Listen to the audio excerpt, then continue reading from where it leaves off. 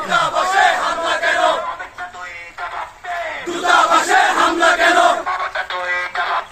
দূতাবাসে হামলা কেন?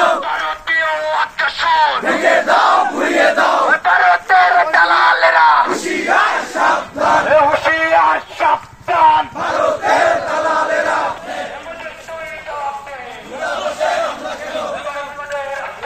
ভেঙে দাও, ঘুরিয়ে দাও, ভেঙে দাও, ঘুরিয়ে দাও, ভেঙে দাও, ঘুরিয়ে দাও।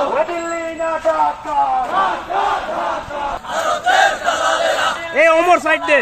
হুঁশিয়ার সাবধান, দিল্লির দালালেরা। বিসমিল্লাহির রহমানির রহিম।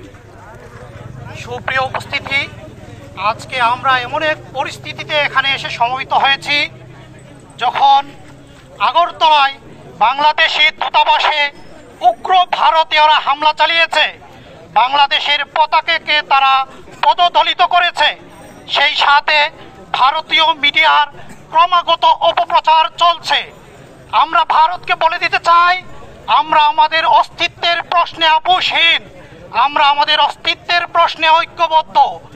আমাদেরকে কোন প্রকার ঔপনিবেশিক শাসক আমাদেরকে শাসন করতে পারেনি, বেশি দিন তারা শাসন করতে পারেনি। আমাদেরকে যত ধরনের আগ্রাসী শক্তি এখানে এসেছে তাদের দাঁত ভাঙার জবাব আমরা দিয়েছি, তোমাদেরও দাঁত ভাঙার জবাব আমরা দেব। ভারত এই পতিত স্বৈরাচার শেখ হাসিনাকে ব্যবহার করে আসছিল, তারা দেশের মানুষকে হত্যা করে, গুম করে, ষড়যন্ত্র করে, বিনা ভোটের নির্বাচন দিয়ে এদেশে তাদের ষড়যন্ত্র চালিয়ে যাওয়ার চেষ্টা করে যাচ্ছিল। কিন্তু এদেশের জনগণ, এদেশের ছাত্র জনতা তাদের সকল ষড়যন্ত্রকে নস্যাৎ করে দিয়ে